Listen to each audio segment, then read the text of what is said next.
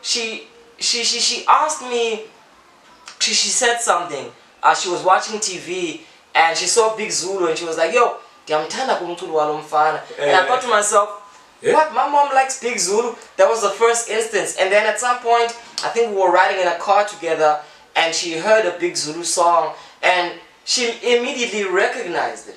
And for me, I felt like that was a very, very powerful thing because I don't really care for Big Zulu as a musician personally. I respect him as an artist.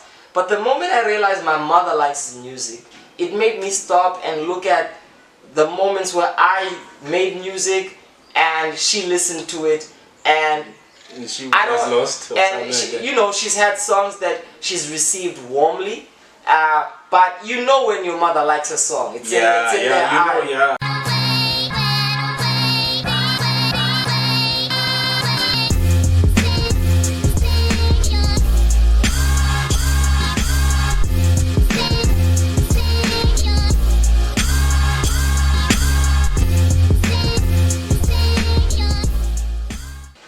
Hey yo, what's up? It's VJ, the brother from the ancient mother right beside me. Ta-Kaizer, and it's one of those. The headspace. Yeah, the headspace to don't know. Conversations. The conversations with the duo front and center. Thank you to everybody who keeps supporting Africa's most poignant podcast. Now we just wanted to lounge for a moment and have a little bit of an informal one with all of you. This one, we want to take it on a more personal level. A lot of the times, Ta-Kaizer, whether it's like me doing the reviews or us doing these conversations, we speak from a place that seeks to kind of slightly detach ourselves from it and to speak in a way that tries to approach the topics on a broader scale. But now we're like self-indulgently just talking about our personal lives because we want to talk about something crucial. Ta-Kaizer, what is it? We want to talk about hip-hop albums or hip-hop artists that our mothers love. You know what I mean? Yeah. Could be your father or whoever you regard as your parent. As your parent, your yeah. Yeah, you know, even on the comment section after this episode, you know, people can go in the comment section and say, "I know, mama, you know, you know what I'm saying? Yeah. Because this started off with like an off the record conversation that you had with me about the music, like your mom, like rap music that she was really into, and I was stunned.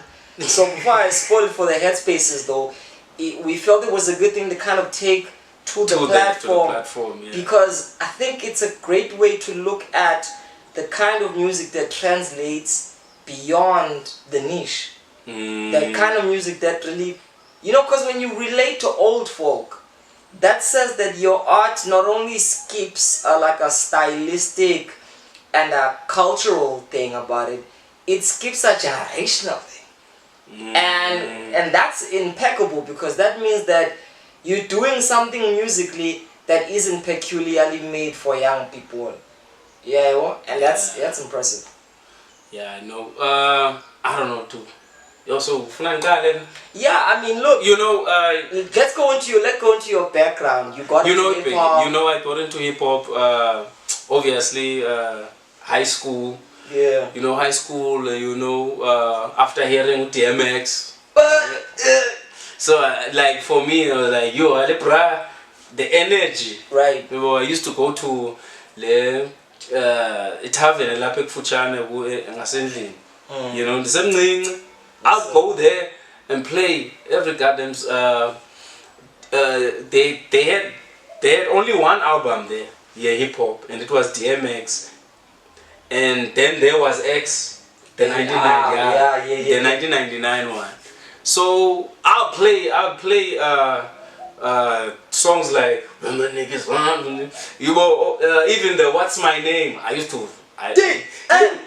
Yeah, because before that I was into Kwaito, obviously Kwaito and house, but yeah, DMX, he roped me in, but after that, and then almost when you pop culture ropes you in, but someone be like, in fact, I know I'm tired of DMX. One of those deep purists. Yeah, the purist, I think people know him, Yeah. better known as Cyclone. Shout out to Cyclone. Cyclone, I started every one up to 6. Shout out to Cyclone. Met him. Legendary GQ, writer, former MC. Yeah, boy, and then producer too. Yeah. And then one fucker got took back, but even deeper, and then he was like, yeah, here's always Mamelayo, it's commercial, here's what you must listen to. But yeah, obviously at that time, like my parents are ultra religious. So hip hop, but even a quiet one in the I used to play that shit. Yeah, but then again, you know, and then shit happens. My mother divorced, and then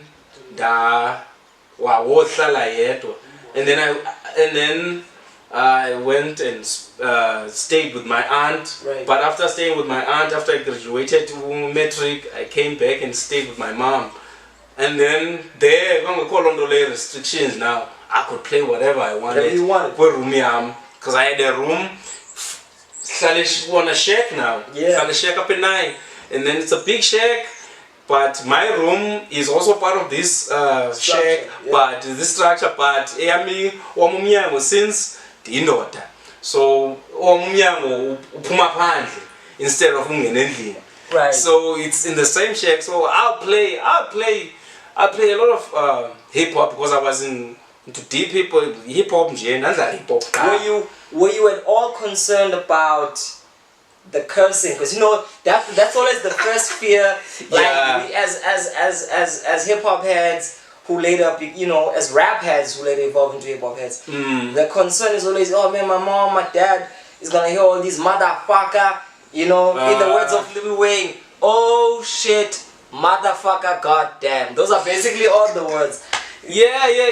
You know, I don't wanna lie, I was in that rebel mode. You were like, stage. I was like, fuck that. I was like, goddamn that. And you know, my mother was, you know, I found out later that my mom wasn't even that born a conservative. It's just that she was married to someone who was. So, and then okay, oh yeah, because no cooler. Like but now I'll play. But I think also when it comes to hold up though, I think that's an interesting one.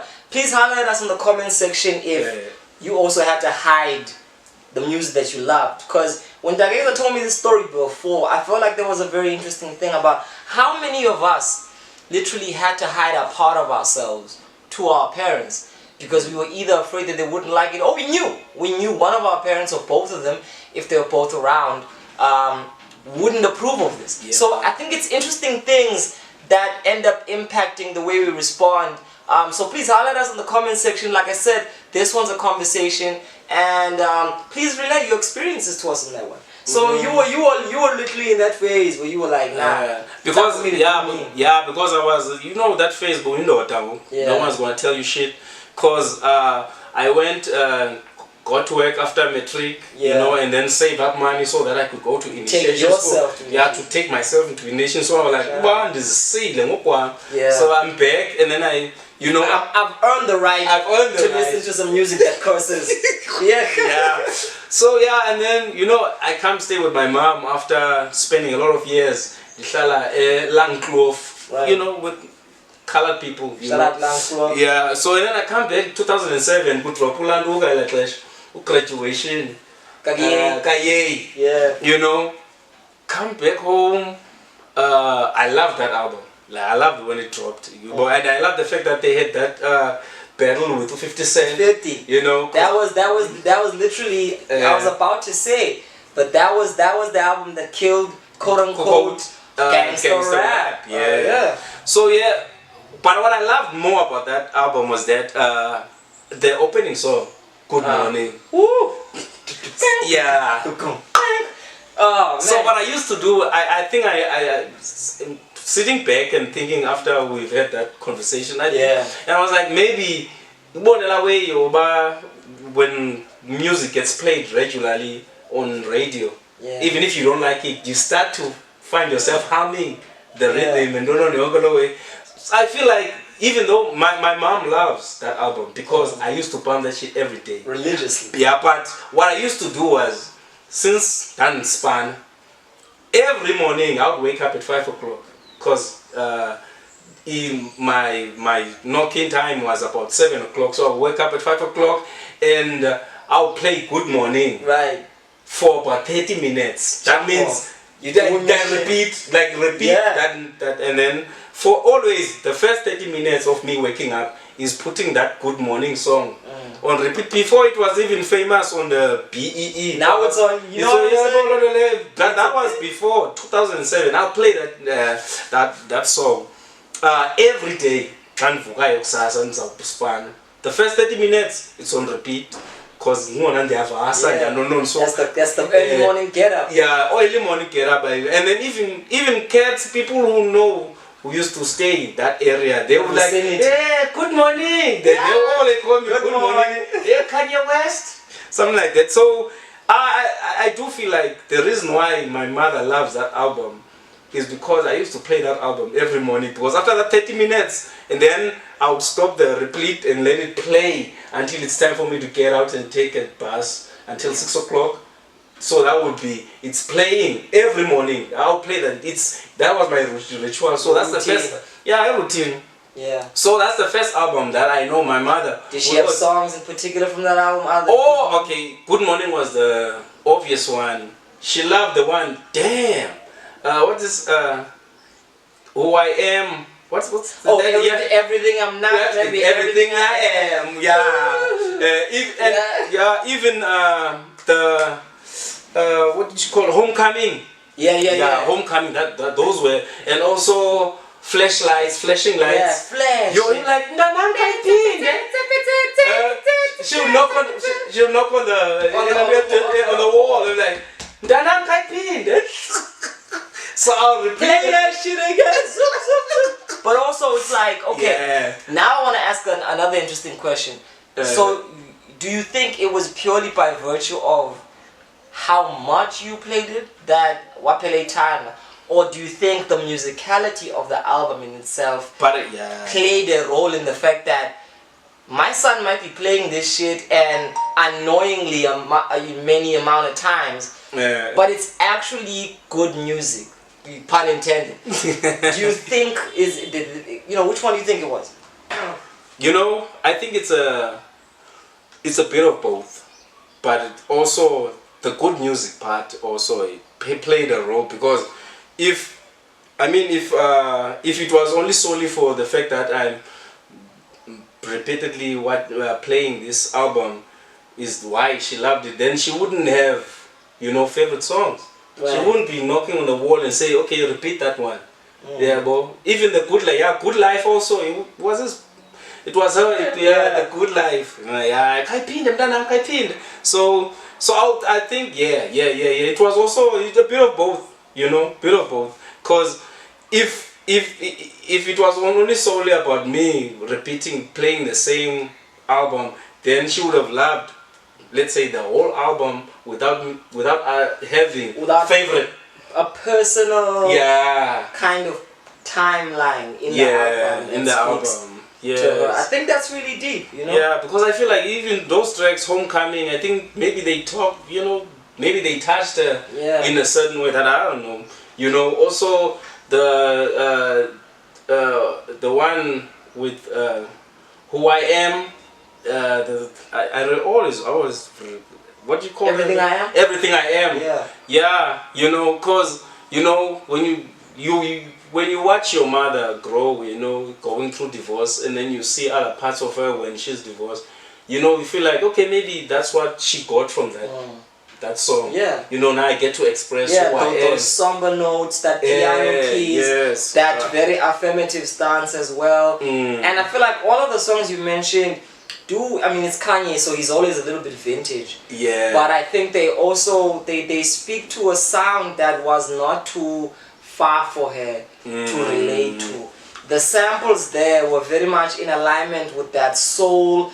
Kanye was still in that phase where he was sampling soul music, but Graduation was, albeit done in a more electrified way. But I think the soul in the project speaks to the fact that it can still relate to old folks. I mean, I think I once heard a story that was relayed by rapper Earl Sweatshirt, that he would play his music when his mother would take him to school. So he would pop the CD in the car, and she would listen to all this nonsense, but she would always enjoy it when they played, I think it was Late Registration. And she'd have favorite songs, you know. So Kanye had the and so recipe. I think Kanye is one of those artists who has the recipe that understands how to literally transcend generation. And with rap, it's easier than we think, because rap utilizes this beautiful culture of hip-hop of excavating the past. Yes, the samples. And the thing is, when you're taking the past, you're taking the people with you. So in sampling James Brown, in sampling whoever, you're also taking the memories that people who could identify the person and the music move with in time. So I think that's the benefit of an open kind of identifiable sample, or maybe a sample that's done in a way that's nostalgic enough to feel familiar to the good old days. Because Kanye studies the good old days in order to reinvent them in, I guess, good new ways. So that's what I'm learning every time you tell me that story. Because for me, it's like, me and my mom don't talk a lot in general, but it's like, she was a huge part of the music I grew up listening to. My ear for funk and jazz and so-called world music was sculpted by the fact that I grew up in a shebeen, and these were the kind of styles of music that she played. Till this day, listening to an Andreas Vollenweider song gets me to sleep, and so the kind of rap I listen to tends to be rap that has those overtones, where it has these samples that feel mellow, but at that very same time have that vintage jazzy approach, and I can't help but like find myself like, oh, I know why I like this now. I've gone through looking at my own musical past and identifying those patterns, and I found hip-hop is so powerful that it took me to my past. Then when I was in my present moment and I began to be more of a sample and rap nerd, and Google was a thing, and I began to Google, where's this actually taken from? It introduced me to old music. I got into James Brown as an artist through hip-hop. I got into the Funkadelics through hip-hop. I got into all of this kind of music, the stylistics, through hip-hop, So I think, also those are interesting stories. That what are also the personal stories you feel like hip-hop got you listening into music that's beyond your time? Who are some of those artists, and what do you appreciate? Because these are literally artists that my mom would be stunned that I listen to, and she'd be like, yo, and I'm like, and she wouldn't know where I got it from, So I think that's how it kind of played out in my life. But as of late, she asked me, she said something. She was watching TV and she saw Big Zulu, and she was like, yo, ndiyamthanda kumculo walo mfana. And I thought to myself, what? My mom likes Big Zulu? That was the first instance. And then at some point, I think we were riding in a car together, and she heard a Big Zulu song, and she immediately recognized it. And for me, I felt like that was a very, very powerful thing, because I don't really care for Big Zulu as a musician personally. I respect him as an artist.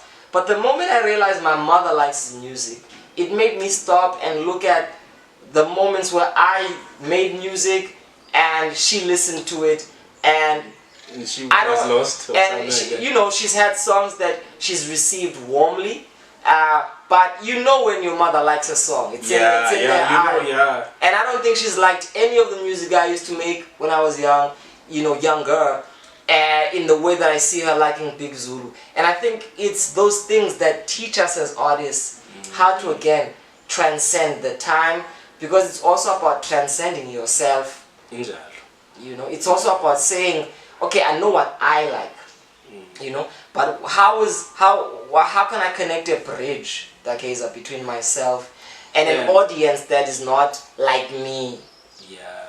I think that's and that's what rappers also are always heads and rappers, Yeah. they're always guilty of that because they always, they want to please themselves. And also to the niche market. Right. They always, yeah. Right, yeah. Even though I don't think there's something wrong with that. No. You know? Please, be self-indulgent. Do you. But the thing is also, don't be naive about the fact that you work in the constraints of a marketplace that has rules and a consumer culture and a knowledge economy and a pop appeal angle that plays into how your art will be received. So the thing about making music is that you put it out there for people to listen to, and it becomes a part of the collective streams that they interact with on a day-to-day basis. So if it has a lot of the codes that they're used to, they give it time quicker. They're more liable and open to like giving it a sense of time to prove itself. Okay. So I think these are ways to rope in an audience, and if they land, they might even find themselves home. Yeah. One day, you might be the artist where somebody else's mother knocks on the wall and says, "Hold up, just play that song again. I like that one." Yeah. You know. But also, I wanted to zone on now because there was a time. Okay, not a time. I've been like that. You know me. I always advocate for South Africa. Right. Yeah. Well, I always get that's why the headspace was established because sifuna ubona greatness yethu, because I want to show people that South Africa is great also in terms of hip hop. So when it comes to local artists, as alapha eMzansi, also in 2007, the same year, Mawethu released a Full Zope. Obviously re-released it the next year, but I bought it the same year because I used to buy the actual CDs because I still have them. Obviously now digital age, yeah. See, now those might be like valuable items. Yeah. So I bought the album. Like I mean, like they might be vintage artifacts. Yeah, vintage. Yeah. So I bought the album in 2007. So I used to play it also. And that was also, I used to play a lot of South African hip hop. It's not like I used to play that album only, but I used to play a lot of South African. But the one she resonated with at that time was Mawethu, a Full Zope. Now I think that one, it was on the musical. I think it was a musical element that because it drew her in. Yeah, because I think for her, because she said it's soothing music. She was like, yeah, okay, I can't hear what he's saying, but because Mawethu wasn't even rapping as close on his. Yeah, I was rapping in English, so she was always like, shout out to Mawethu. Yeah, she was like, hayi man, ukhamba lo mntana ingathi akarap njengengathi sinomsindo. She was like, I'm akarepeli I think that's maybe she was looking for that. Yeah, for that analogy. But also I think the production on that album was, it was music. I remember that. It was it was music. Shout out to Ulandu Bellcat. Oots also did a lot of Oots, the astronaut, woman. Those two are Yebo. So that was another album that she loved. Yeah, she was like, you can't say Lamdana, man. You always said Lamdana. I don't know. And you knew I knew what she was talking Crack about. Up Full Zope. Yeah, Full Zope. That's a really interesting one, especially because of the language barrier. Again, it serves the thing that keeps being said all the time, that if the music has parts of it that are beyond anything that is particular, it stands a chance of hitting the heart. Although the particularities matter because they are part of what drives the influence. So again, it's this how you sample, it's the drum patterns you use. So music that tends to be too much of a rebellion trip, like I think very few people over 40 in the olden days would have appreciated a song like Anti-Up, because it's just so high voltage riot, you know, and most of our black parents in the townships are not people who listen to, say, heavy metal. So I think these things come with what informs you, and if you understand as an artist the music that informs a broader spectrum of people, and you know how to like filter that in what you do, it's more likely to hit, you know? Yeah, I think so. But the only, you know, the album that I never understood. Oh, I remember this one. I remember. You know, I never understood. This one needs a drum roll. You Can Black Rocks, the Astro Goth, what do you call the album? Her debut album. Right. Yeah, the Return of the Astro Goth. Return of the Astro Goth. Yo, I know. Till this day, but I never asked my mother. I've never asked my mother, but why we turn because that's one album where she would like Kaipin the whole album. She'd be like Kaipin the nana. You know? Cause it was released in 2013, you know, 2013, and I got a hold of it the next year. And it's one of those that I also like, cause initially I never cared about what you call alternative rap. Right. Yeah. But Yona, palette wise, I think the musicality in it, you know, Kanif the Jetmaster does something on those beats that isn't more like let's say a basemental platform where it's like nothing good, but there's something I don't know what it does. Yeah. You know, and then you but when I get you. I think what it is a lot of that music tended to be grungy and to the point of being obscurely non-melodic. So I think Kanif definitely brings a level of real concerted melodicness, trying to create song arrangements that actually have a musical dynamic that can be easily and accessible. Even though they are dark. Even though they, their own way, still have a tinge of that obscurity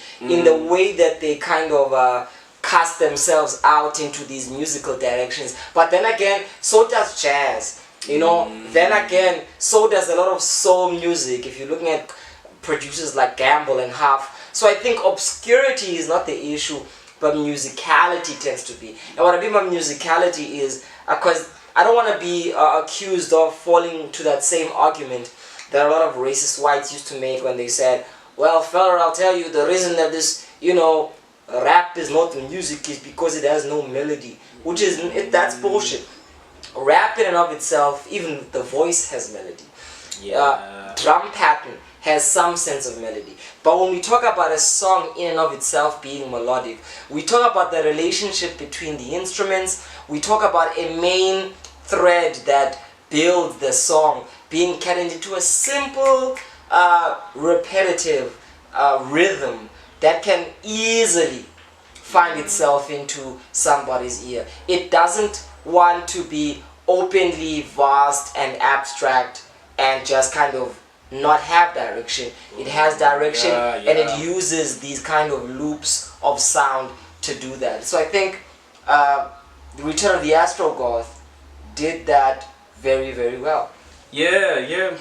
Okay, so that's your, because I've never asked my mom. That's part of the theory. But I also think if we look at the sampling or maybe the production approach in that project, I think there's something, because you said it was your mom and your wife. And my wife, and my wife also. My wife. Your then girlfriend, right? Yeah, she was my girlfriend. And now your wife's love, guys.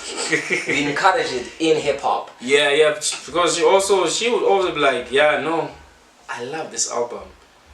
And you know, I would ask her, I boy, no, I'm kind of talented. Like, it different menus mamela. That's what she will only. Now here's my real theory on that. I think Kanifin and Yugen, if they're watching this, tell me if I'm wrong, must have had conversations on the sound scope of who Yugen Blackrock was as an individual, as Mxhosa, as somebody who grew up in the Eastern Cape. Yes. There are overtones there that feel you know, ominously ancestral in a way that's very close to who we are as a people. So, you know, knowing both your wife and your mother, I think there's something unidentifiably familiar and spiritual about that project that feels very akin to Lemipiyozo, Nentlombe, and the kind of indigenous expression of ecstasy through music that is expressed in traditional ceremonies and in indigenous rites of passage that was tapped into in that project. And I didn't really realize this up until I really scratched my head. And I think that's what it is. And I think not a lot of people have utilized that, because the nostalgia effect has mostly fell on, you know, the mid to late 90s and 2000s of, you know, dance music. So a lot of people no one is tapping on the spiritual level. No one is tapping back into the indigenous ancestral level of how did our ancestors make music before the advent of musical recording, before we even handled Western instruments, when we still had our own indigenous instruments. I'm hearing it now. You hearing it? I'm hearing it now. You hearing it? I'm playing the Return of the Astro God. That's my theory. Oh, okay. That maybe it needs a whole episode. Maybe we need a Return of the Astro God episode in breaking down this beautiful reinvention of indigenous music in our DNA, because it's there. We hear it when we're growing up. If we've been exposed to the real forefront indigenous culture, and we've sat at ceremonies and watched the old women, and you notice that, especially as Xhosa, it will be the women who stand. You know, and you'll hear it, and you hear those tones. Nah, Diziva, Jesus. You understand what I'm saying? Kanif. Job well done. Job well done. We need to sit down with those two. Job well done. I think we also did a job well done. Kind of trying to like just talk about our lives. Our own lives, and the music that our parents used to play. Yeah, it's those 3 albums. You know, those 3 albums, you know, Graduation of Kanye West. Yeah.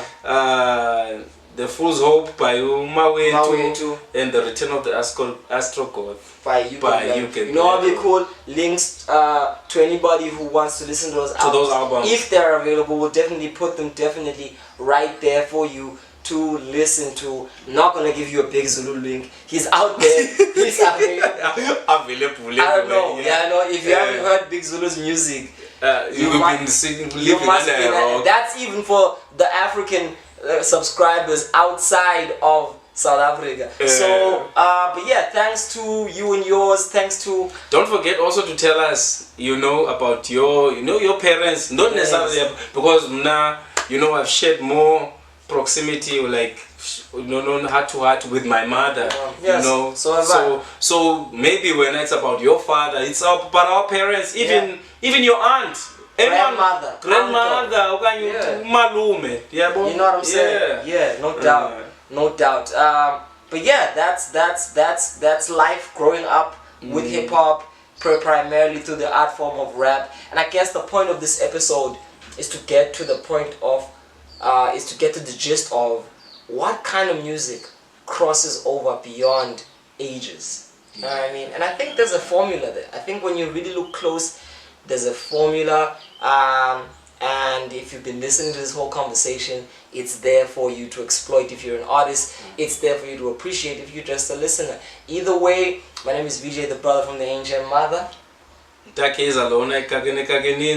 you haven't subscribed, you are locking yourself within your own generation. It's the Headspace. Peace.